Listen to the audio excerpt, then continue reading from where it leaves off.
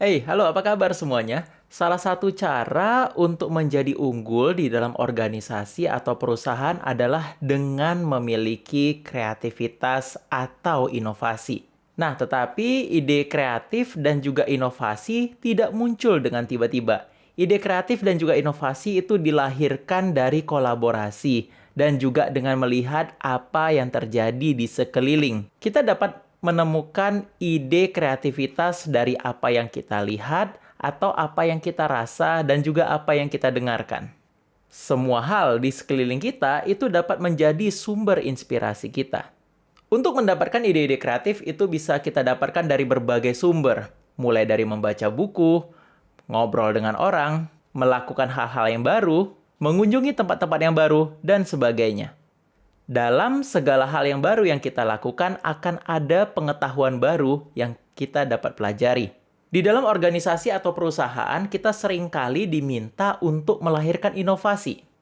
Tetapi banyak organisasi dan juga banyak perusahaan tidak tahu bagaimana caranya melahirkan inovasi. So here's to a better life.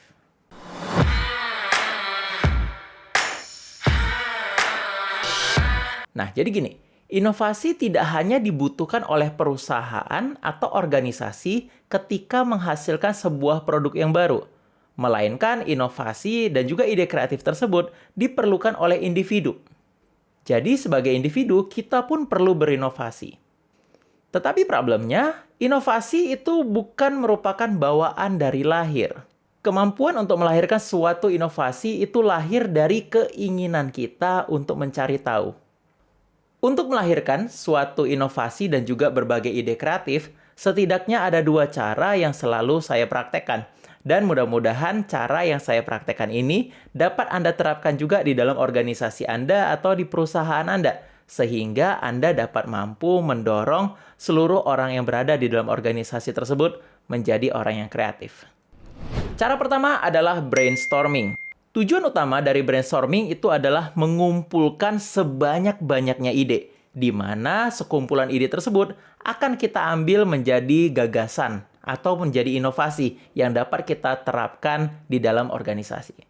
Nah, problemnya banyak orang yang melakukan brainstorming tetapi dengan menganggapnya sebagai meeting biasa. Nah, sebenarnya ada rules di dalam melakukan sebuah brainstorming di dalam perusahaan. Jadi brainstorming itu bukan seperti meeting biasa, di mana kita duduk kemudian ngobrol-ngobrol saja. Jadi ada aturan mainnya. Begini aturan mainnya.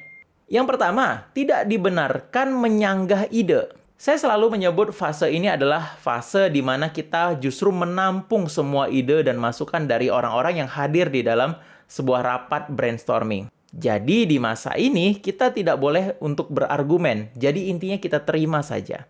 Yang kedua, fokus kepada kuantitas ide, bukan pada kualitas ide. Itulah kenapa namanya brainstorming. Justru diharapkan orang-orang yang hadir dalam brainstorming tersebut dapat mengeluarkan ide sama seperti storm ya, sama seperti badai. Jadi mereka bisa speak up apa saja.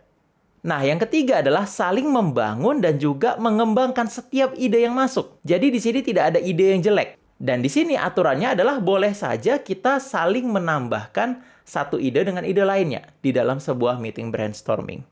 Nah, yang keempat itu adalah sangat diperbolehkan untuk menyampaikan ide-ide yang mungkin liar atau mungkin di luar konteks. Dan itu diperbolehkan saja. Justru karena yang tadi itu, karena kita berharap dengan kuantitas jumlah ide yang masuk. Dan yang terakhir, peserta dari brainstorming meeting itu sangat diharapkan tidak lebih dari 10 orang. Kenapa? Tentu supaya menjaga efektivitas dari sebuah meeting brainstorming. Nah, tentu sebelum melakukan meeting brainstorming akan lebih baik ada seorang moderator yang menyampaikan masalah mengenai apa yang akan didiskusikan selama meeting brainstorming tersebut. Jadi, si moderator ini juga berfungsi sebagai timekeeper supaya meeting yang kita jalankan itu dapat berjalan dengan efektif juga. Nah, ketika menjalankan proses brainstorming itu ada 4 metode yang mungkin mau saya bagikan pada kesempatan hari ini. Yang pertama, menggunakan flip chart. Ketika meeting brainstorming sangat disarankan untuk membuat segala sesuatu ide itu menjadi terlihat. Oleh karena itu, sangat disarankan kita bisa menggunakan flip chart sehingga ide apapun yang masuk itu bisa dituliskan. Dan di akhir nanti kita bisa connecting the dots. Nah, cara kedua yang nggak kalah sering saya gunakan itu adalah menggunakan post-it. Jadi, kepada setiap peserta itu kita berikan post-it masing-masing, di mana mereka boleh menuliskan ide mereka dan menempelkannya nanti di flip chart pada akhirnya. Sehingga setelah itu ditempelkan semua, kita dengan mudah dapat take out ide mana yang bakal kita eksekusi dan mungkin ide mana yang tidak. Metode yang ketiga yang nggak kalah sering digunakan itu adalah voting. Nah, jadi untuk metode voting ini biasanya peserta yang ada hadir di brainstorming tersebut diminta menuliskan idenya.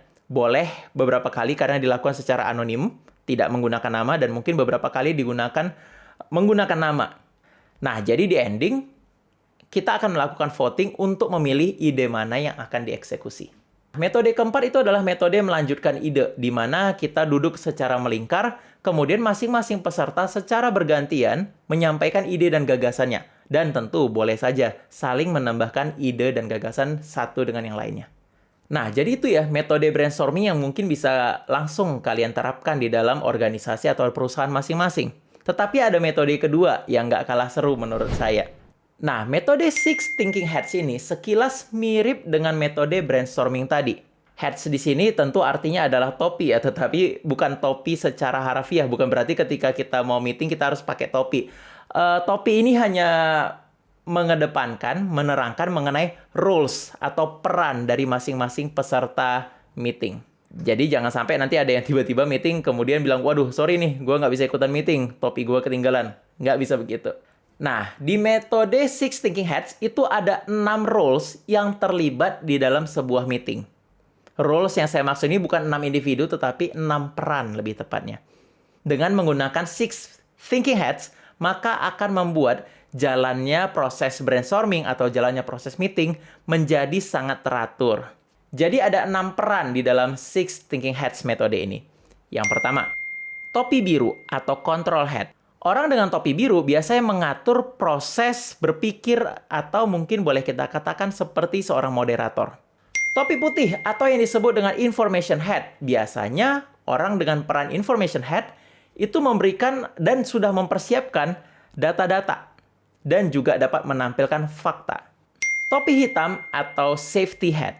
Orang dengan topi hitam biasanya diminta untuk mengidentifikasi resiko dan juga masalah. Topi kuning, optimistic hat. Orang dengan topi kuning biasanya mengidentifikasi benefit dan juga value yang ada di dalam sebuah diskusi. Topi hijau atau creative hat. Orang dengan topi hijau itu biasanya bertugas untuk mengeksplorasi ide-ide kreatif yang mungkin untuk direalisasikan. Topi merah, feeling hat. Orang dengan topi merah biasanya berfokus kepada insting dan naluri. Supaya Anda tidak bingung, mungkin kita akan coba lihat sebuah simulasi Six Thinking Hats. Berikut ini adalah simulasi dari Six Thinking Hats. Blue Hat akan memimpin sesi yang diawali dengan menjelaskan permasalahan dan tujuan diadakannya sesi diskusi. Lalu, White Hat akan membagikan informasi yang diperlukan kepada tim. Kemudian Red Hat akan mulai menanyakan pendapat masing-masing topi atau masing-masing peserta. Nah, setelah itu Yellow Hat akan membagikan informasi mengenai keberhasilan yang telah dicapai. Black Hat mulai menjelaskan tantangan dan resiko yang pernah dihadapi sebelumnya. Dilanjutkan dengan Green Hat yang akan memberikan ide-ide kreatifnya. Red Hat akan kembali menanyakan peserta dan pendapat anggota peserta. Dan terakhir Blue Hat akan menentukan pilihan yang sudah disetujui dan disepakati. Nah, jadi inilah ya 2 metode yang mungkin bisa kalian pilih untuk diterapkan di dalam organisasi atau mungkin perusahaan masing-masing. Nah, jadi kesimpulannya apa? Inovasi lahir dari rasa penasaran manusia dan dapat tercipta melalui beberapa cara. Kita bisa menggabungkan beberapa hal yang berbeda dan menggabungkannya menjadi suatu hal yang baru. Atau mungkin kita juga bisa mengadopsi ide lama, kemudian membuatnya menjadi sebuah yang baru lagi. Atau mungkin kita juga bisa mengeksplorasi sesuatu yang belum pernah ada sebelumnya mungkin. Dan yang terakhir mungkin kita juga bisa melakukan percobaan atau riset sehingga kita bisa mendapatkan sebuah hasil yang baru. Itulah inovasi. Dan sebagai penutup, Thomas Alva Edison pernah menyampaikan seperti ini. There's a way to do it better. Find it. Saya Oki Barus and here's to a better life.